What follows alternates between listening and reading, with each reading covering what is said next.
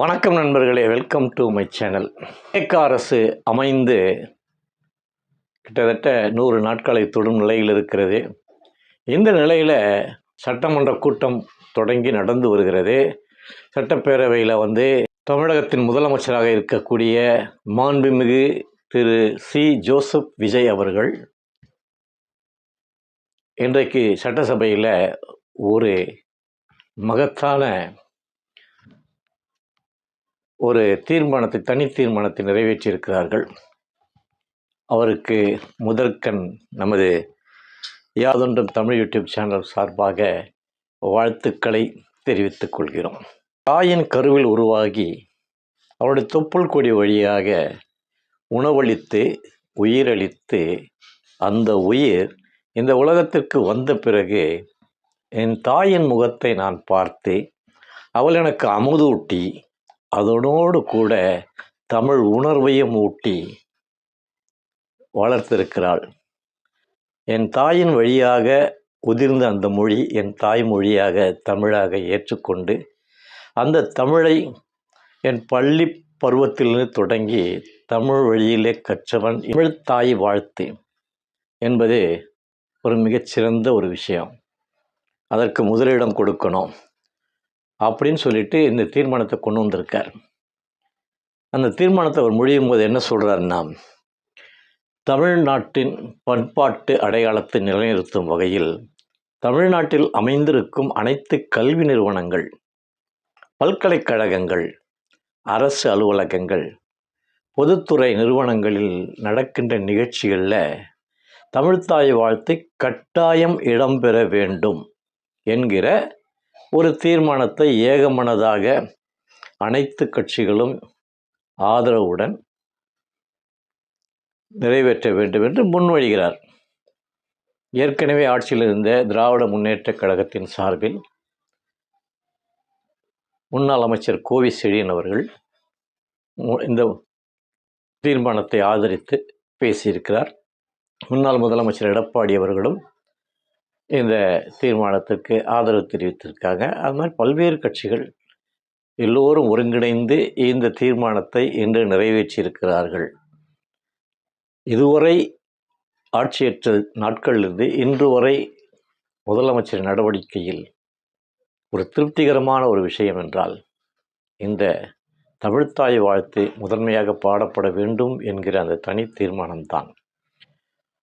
அதற்காக மீண்டும் அவருக்கு யாதொன்றும் தமிழ் யூடியூப் சேனல் சார்பாக என்னுடைய நன்றிகளை தெரிவித்துக் கொள்கிறோம். சரி, நல்ல விஷயம், வாழ்த்திட்டோம். அதன் பிறகு இன்றைக்கு நடந்த விவாதங்கள் தமிழக சட்டப்பேரவையில் ரொம்ப மலிவானதாக போய்கொண்டிருக்குது. தமிழக சட்டப்பேரவை நிகழ்ச்சிகள் தொடர் நேரலைகள் வந்து கொண்டிருக்கின்றன.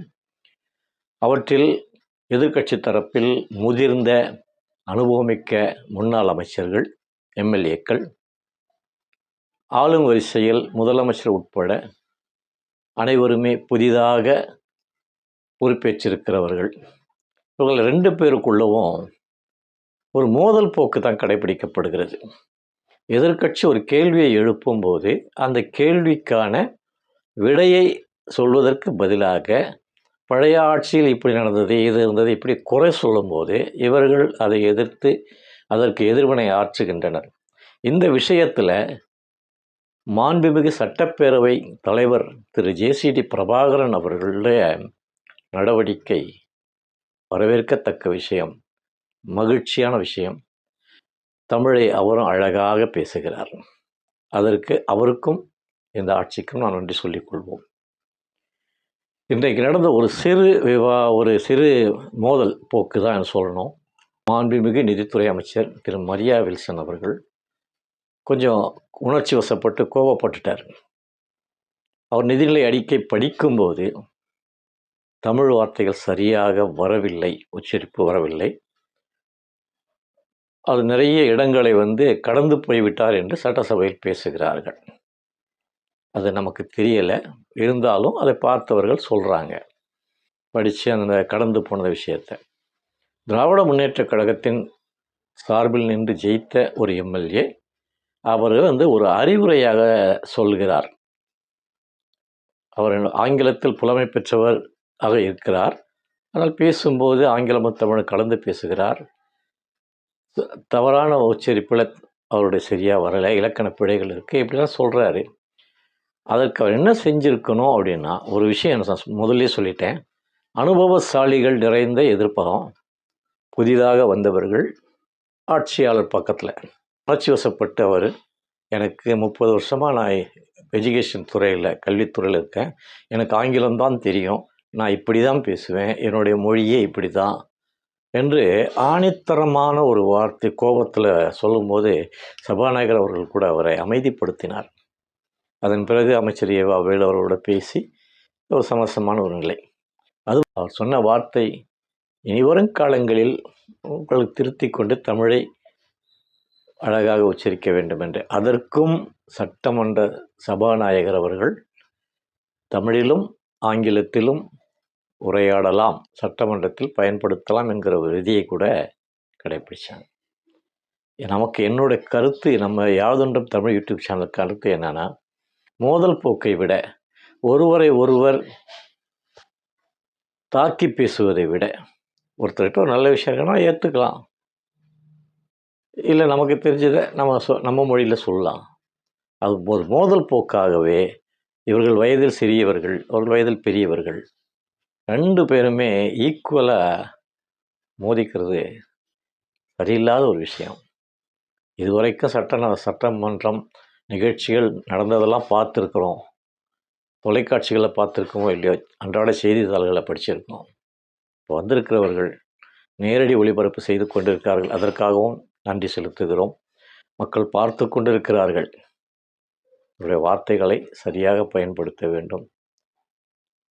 சபாநாயகர் அவர்களுக்கு நல்வழி காட்ட வேண்டும். இன்னும் நிறைய இருக்குது, 100 நாள் தான் வந்திருக்கு, 5 ஆண்டுகள் கடக்கணும். தயவு செய்து சில மாற்றங்களை கொண்டு வாருங்கள். மாற்றம் ஒன்றே மாறாதது. நாங்கள் மாற்றத்தை கொண்டு வருவோம் என்று சொல்லி வந்திருக்கிற இந்த ஆட்சி நிறைய மாற்றங்களை கொடுக்கும் என்கிற நம்பிக்கை நமக்கு இருக்கிறது. இதுவரை கொடுத்தது மாற்றமா இல்லையா என்பது அவர்களுக்கு தான் தெரியும். ஆனாலும் நிறைய மாற்றங்களை இந்த அரசிடமிருந்து எதிர்பார்க்கிறோம். சட்டமன்ற பேரவைத் தலைவர் உள்ளிட்ட முதலமைச்சர் உள்ளிட்ட அமைச்சரவை மற்றும் எதிர்க்கட்சி சேர்ந்த அனைத்து சட்டமன்ற உறுப்பினர்களுக்கும் நமது வாழ்த்துக்களையும் நன்றிகளையும் தெரிவித்துக் கொள்கிறோம். மீண்டும் இன்னொரு பதிவுடன் சந்திக்கிறேன். நன்றி, வணக்கம்.